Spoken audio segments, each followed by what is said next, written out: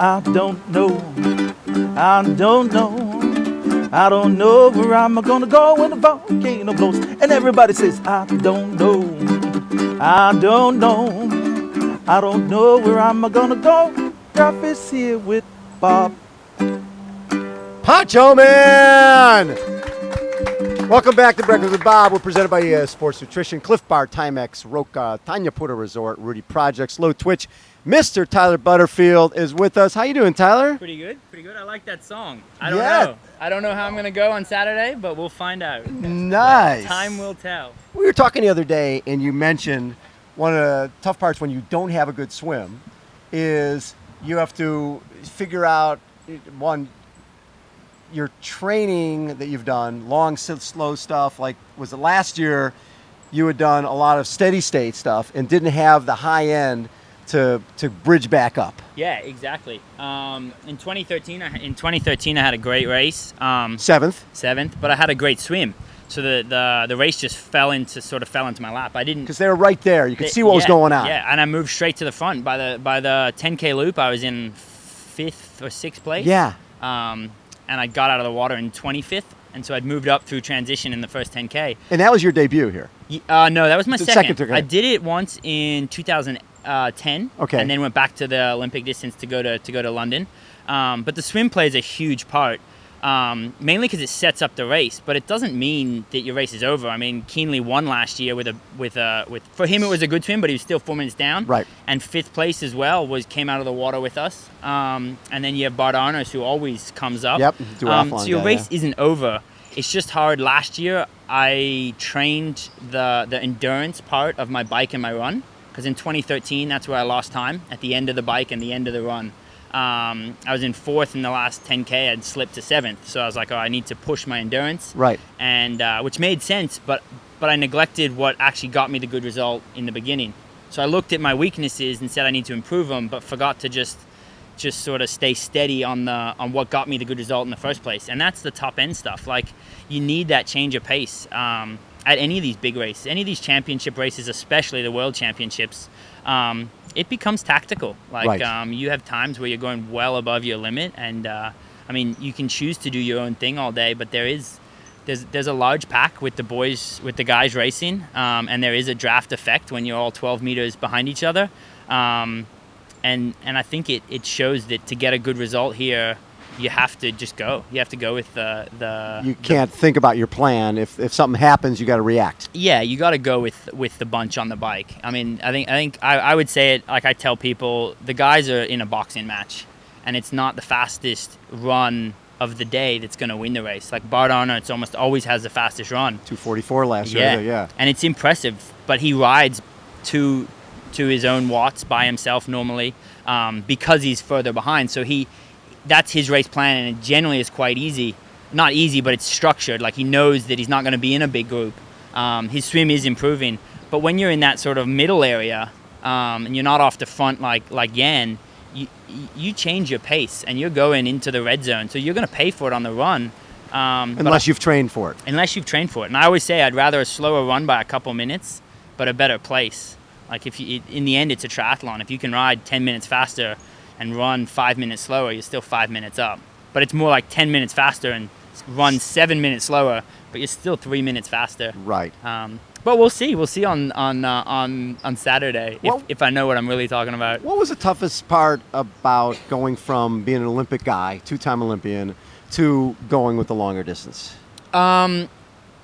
Well, it was interesting. I went to my first Olympics in Athens as a 04 as a wild card. I did well in Junior Worlds, and so they sort of said, "Look, step up to the open racing, and we'll give you a wild card." Right. And I got in and had a good race.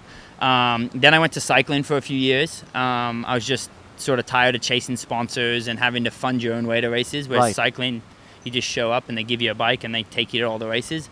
And that was really good fun. I would never change it. Like, it didn't help my triathlon career as far as swimming and stuff. But it made you a stronger cyclist. It made me a stronger cyclist. Not a great time trialist, but we raced every weekend. I raced 65 days one year, 68 another year. So it taught you not to get stressed. Like, there's races you'd be showing the night before the race, you're like, I don't want to race. And then you have your best race the next day. You just don't really think about how you feel the day before, because it doesn't matter how you feel on Friday. It matters how you feel race day. Exactly. So it was a great experience. And then I went to long course. So then I went and did my first Kona before going back to the Olympics. So after That's tough when you're going from long back to short. Yeah, I never fully committed in 2010 to long. Right. I didn't switch to and it paid dividends because I never fully committed. Did Kona, got the experience, then went 11 and 12 and did ITU again. And when I came back 2013, when I had my good result, I had the experience of being here once before. You still had that high intensity from the Olympic experience. Yeah, exactly. I had the high intensity from the Olympics experience, the endurance from the bike racing, and doing long course so it would have been my fourth Ironman when I did my first Kona. First Kona. So it wasn't like it was like my second. It's not like I qualified and was here. But nowadays the racing, you need that high intensity still with people like Jan coming over, Ivan Rania, Tim Dawn, all the ITU boys that are stepping up. Like it's there's lots of changes of pace. You need to sometimes be like, okay, if we're all together on the bike, you need to rely on your run. You can't just say, well, I'm a biker, I have to push the bike. If you're pushing the bike and all the guys are just riding with you, you're just hurting yourself. So it becomes tactical. And so that's what's great about having a cycling background and an ITU background mixed in with the long course training is you have that well-rounded, you can sort of go to any course, any style of racing. And at a world champs, you need that sort of, you can't just say, I'm going to do this, because got to be able to react. Yeah. What I love is your background. Mom was a marathoner, finished fourth at Boston. Fourth in Boston. That was the 2:38.85. 2:38 was U.S. Olympic trials. Yeah. So that wasn't in Boston. Oh, but her PR was 2:38. 2:38 was her. So I've never ran as fast as my mom in a marathon. I always want to say one day I want to do it in an Ironman. Yes. But I'm 10 minutes off. My PB is 2:48, so I got a lot of work to do. And I think I'll have to cruise the bike a bit. And it seems like I like to push the bike. So then Dad, we're talking a marathoner, 78 Commonwealth Games marathon. He did Commonwealth. And he rode in the Olympics. Rode in the Olympics in 72 in Munich. And then 7th at the 81 Ironman. 7th in the 81. So we got a you both have 7th at Ironman. 7th, yeah. So I think last year he was like, yes, he's not going to beat my record. No, he always wants me to do well. So I think he hopes I crack his record. But right now it's sort of neat to have it tied up at 7th and 7th. Having Mom and Dad as such exceptional endurance athletes, I'm imagining sort of shoved you in that direction a little bit, or not really? Yeah, definitely. My brother was actually the more talented of the two of us. I have an older brother, and he won everything as a kid. Yeah. But I think that's almost harder when you win everything. As he got older, suddenly you're not winning anything. Yeah, suddenly it's like I got second or third. Hold on, I don't like this. Whereas I was always I generally was coming. Occasionally I'd win, but I was often second or third. Right. And when I did win, my time wasn't as good as my older brothers. Right. So I'd go home with the winning trophy, and he'd be like, "What time did you do for the 1500?" He'd be like, "You're 20 seconds off. You're 10 seconds off." So I learned early on that you can win a race, but there's still better people out there. And growing up in Bermuda, the one good thing my parents did for me is they always encouraged me to have fun, enjoy it, do your best. But as well, I realized I was a big fish in a small pond. And that's why I love the World Championship races. Is it shows where you are in the world. And from a small country of 60,000 people, quite young, I won like sort of the national title. I think I was 15. But I wanted to see, well where do I place in the world? And so all my life, that's been the goal. Junior Worlds, I got third. Under 23, 8th, and then 70.3, I've had a 9th, and then an 8th this year. So I've always enjoyed that. It's the challenge of racing the best in the world. When I look at your 8th this year, 117, I'm sure you're not, you'd rather be like 114, 115, but... Yeah, but it was a hard course. I was going to say. And again, the boys all ran relatively slow for Right. for what we 115, 116 Yeah. were the best times. Yeah, exactly. And I think that's just because we all get out there and we sort of I wouldn't say it's ego, but that's the way the race is going. We're like, let's throttle down on the bike. Right. And all of us move up to long course because even the good runners, we like a hard bike. Generally, Sure. our strengths in long course racing are, I'm a good runner off a hard bike. Right. I might not be a Javier Gomez where I can run 30 flat, but I can run 31 and a half off a hard bike. So it's like, well, let's see where that goes. And I really like that style of racing. Right. And you know what? I think in 5 or 6 years, it'll change back. You'll get the bike's improving. Everyone will catch up, and they'll start to watch each other. They'll be like, what's the use? Let me just wait Yeah, for the best, wait for a run. And then they'll wait for the run, and then we'll see 5 years of everyone running really quick. And the trends sort of go that way. It's like bikers for a few years, Yeah. runners for a few years. And that's what's cool about the sport. It's unpredictable. You've had you've raced against Jan Frodeno and Javier Gomez and all those guys at the ITU level. Seeing them step up and come to the longer distance, part of you is probably like, oh, that's all we need. The fields are deep enough. We don't need these guys. No, I love seeing those guys step it up. I wouldn't say I really race with them. I'm on the start line with them. So I always say I'm collecting the numbers just behind. I mean, there's always a few guys in a race that are like, they have the pressure. I mean, Sure. there's like Keenly and Jan at this race. Right. They're the two favorites. Right. But that makes it harder for them. Like they're expected to win. Right. And there's one winning spot and there's two of them. And then there's a lot of other people that want that spot as well. And I remember watching Macca do an interview, and it was probably an interview with you, and he said it was the year everyone thought Andreas was going to win, which I like. I love Andreas. Yes. I wish he did win one year, and he's still got a crack this year. And Macca just said, well, if we're going to give out the trophy now, why are we even going to race? And that's what's Exactly. cool. That's why we love racing, is anything can happen. Again, I'm coming back. I just want to. My goal is a top 10 again. Yes. Stepping stones. I want to crawl before I can walk. I'm very realistic. But the year I got 7th. It's only 2 years ago, by the way. Yeah, and I never thought I thought I could get top 10, but I thought I'd be running up to top 10. And then with 10K to go, I'm in 4th, and I'm just like, hold on, this isn't. You don't always have to be uber confident to get a result. You just have to, on the day, believe in yourself. You don't have to believe in yourself all week. Right. But on the day, you just need to know I'm a good swimmer, biker, runner. I'm a professional athlete. I've done this my whole life. In the race pamphlet, there's no handstand. I don't have to walk on my hands for a kilometer. It's nothing different other than the pressure that you put on yourself. Right. And the competition. And it is the best here. Yeah. And people like Jan and Javi stepping up. It's great for the sport. No question. So that's why I love it, because I'm a fan as well as an athlete. Well, it's funny because I looked at when they announced that the 2017 70.3 Worlds is going to be at Chattanooga. I'm like, okay, it's a year after the Olympics. Yeah. We're going to have Alistair Brownlee. We're going to have Johnny Brownlee. We're going to have Javier Gomez. We're going to have Mario Mola. We're going to have Jan Frodeno. We're going to have Sebastian Kiele. Yeah. Oh, my God. It's coming. It'll be incredible. And it's interesting what it'll do, because it was interesting this year. Everyone was sort of split up on the bike. Right. But the more of those guys you put together, if they're all similar bikers, it then becomes a running race again. And actually, someone with a slightly bad swim has a chance of catching up.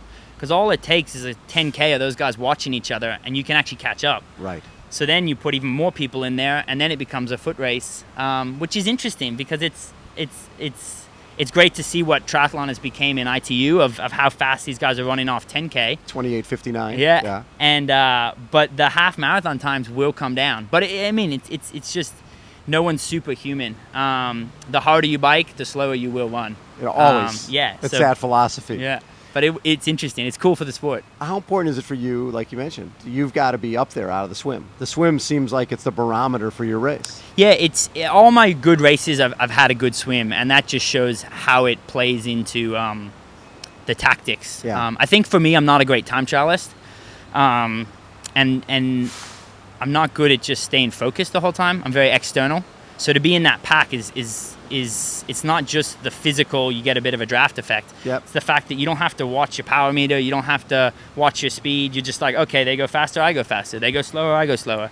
And like I said, no one's superhuman. So if you've done your training, you can generally, if you're feeling good, you can match other people, but you're not having to do the work. I mean, that's why we all have training partners. It's because you don't feel like doing the hard work every day by yourself. Yeah. And so if you use other people to get you through the swim, through the bike, then you just got to do the marathon on your own, and it seems a lot more doable. Yeah. Like it's more achievable when it's like, oh, I just got to run a marathon, compared to, oh, I got to swim, bike 112 and then a marathon. Like it's like if you overthink it, it can become daunting. How do you compare the Olympic experience to Ironman Hawaii?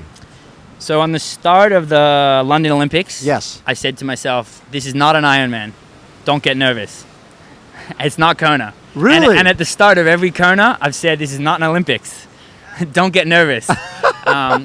For me, it's just tricking your mind into taking the pressure off. Some people love the pressure and the nerves, and that makes them step up. I literally like just going out there, and you got to know it's a big race. But when you know it's a big race, but you're like, I want to have fun. This is what I trained for. I want to be here. I want to go hard. Like, I haven't gone hard all this week. Like, I want to actually go hard. I tend to perform well. So it's always, for me, taking the pressure off and just saying, you enjoy the challenge, you enjoy going hard. It's going to be a hard 2-hour race, or it's only like 140 now, 145, or it's going to be a hard, I would say 2 and 8, but for me, it's never 8 and a half. But yeah, I mean, that's what I always say. It's funny though that I always switch them around. So I'll be saying to myself when I get a bit nervous Saturday morning, I'll be like, it's not the Olympics. There's not. No big deal. Yeah, there's not live TV cameras and thousands of people watching, and you got your country flag, and if you're spat out the back on the swim, which in the Olympics I always am. That's the pressure. It's more letting people down that are behind you. Right. That's where I feel the pressure. But you just got to say they're behind you. They just want the best for you. Exactly. So. Top 3 possible here? I don't think so. Eventually, I mean, you know what? It's interesting. Luke McKenzie was 2nd in 2013 and 15th in 2014. Yeah. Ben Hoffman was 15th in 2014. No, 2013. 2nd in 2015. I think we're coming to the stage where anyone in the top 15 or 20 can actually be, they're not going to win, but they can be 2nd or 3rd. Right. Now Hoffman and Luke have been 2nd, they have a chance of winning. Like you have to step up, but it used to be, well, you had to be like top 10 then top 5. Now I think it's just so competitive that sort of anything can happen. Like I thought maybe I'd run up to sort of 8th, 9th, 10th in 2013, and I was sitting in 4th. If I didn't crumble, it would have. So it's not that. The likelihood is I shouldn't be top 3. When I sit down on paper, I shouldn't be there. But paper means nothing. Yeah, exactly. But paper means nothing. So I mean, I'm just racing for a solid performance. After last year, I wanna execute a good swim, bike, and run, and what that gets me. Love it. So we'll see. It's not my first Kona. It's not my last. I'll be back next year. Hey. I already got some points after 70.3 Worlds. Hey, and you know what? It's not the Olympics. No, it's not the Olympics. So. Tyler Butterfield has been our guest. We are presented by ES Sports Nutrition, Cliff Bar, Timex, Roca, Tanya Porter, Rudy Project, Slow Twitch, and Poncho Man. Oh, 'cause I don't know. I don't know where I'm gonna go when Mauna Loa blows. What? Breakfast with Poncho Man!